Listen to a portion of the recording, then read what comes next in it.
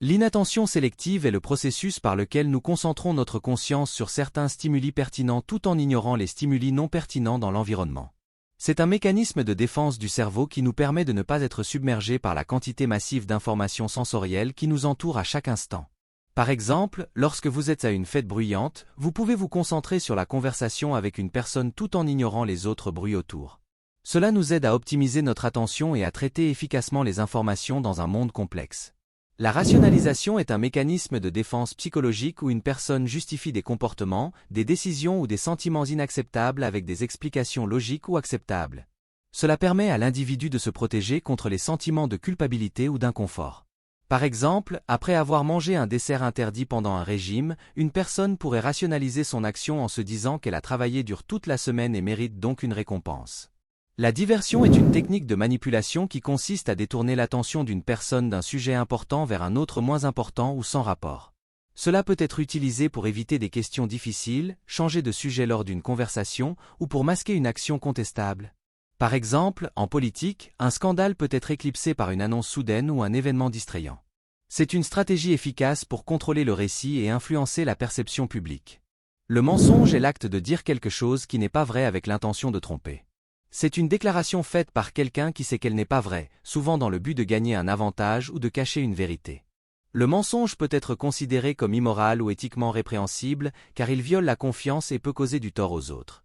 Il existe différents types de mensonges, des petits mensonges inoffensifs aux tromperies graves qui peuvent avoir des conséquences importantes. La culpabilisation, ou guilt-tripping, est une technique de manipulation psychologique qui consiste à faire en sorte qu'une personne se sente coupable ou responsable afin de l'influencer à changer de comportement ou à prendre une action spécifique. Elle peut être utilisée intentionnellement pour manipuler quelqu'un en faisant quelque chose qu'il ne voudrait normalement pas faire, ou pour éviter de parler directement d'un problème.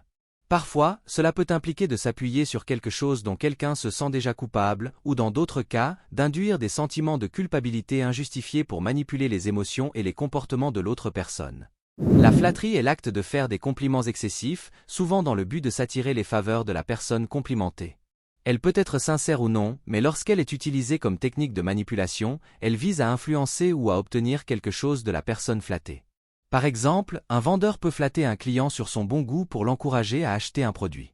La flatterie peut renforcer l'estime de soi, mais lorsqu'elle est insincère, elle peut aussi être perçue comme de la manipulation ou de l'ingraciation. La projection est un mécanisme de défense psychologique où une personne attribue inconsciemment ses propres sentiments, désirs ou pensées à quelqu'un d'autre.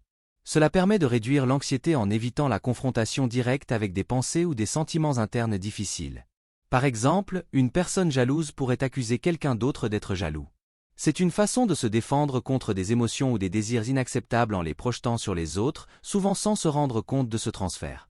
L'appel à l'autorité est une technique de persuasion qui consiste à citer une personne considérée comme une autorité pour appuyer un argument, même si cette personne n'est pas nécessairement experte dans le domaine concerné.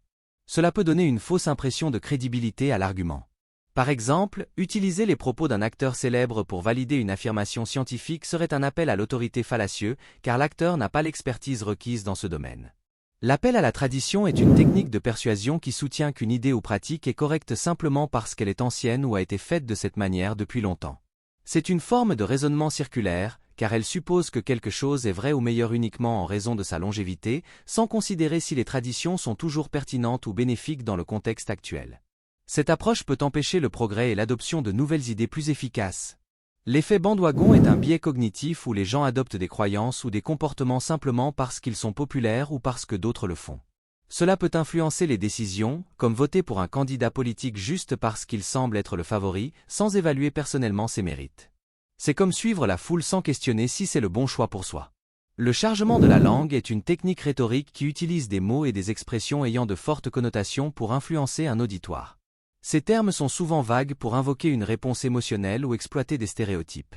Par exemple, des mots comme terroriste ou liberté portent des implications émotionnelles qui dépassent leur signification littérale, poussant à des jugements de valeur et déclenchant des émotions spécifiques. C'est un outil puissant dans la persuasion car il peut influencer les gens souvent sans qu'ils en soient conscients. La fallacie de l'homme de paille est une technique de débat où l'on déforme l'argument de l'adversaire pour le rendre plus facile à attaquer. Au lieu de répondre à l'argument réel, on crée une version simplifiée ou exagérée, puis on attaque cette version. Cela détourne l'attention de l'argument initial et empêche un débat constructif en combattant un point de vue que l'adversaire n'a jamais vraiment exprimé.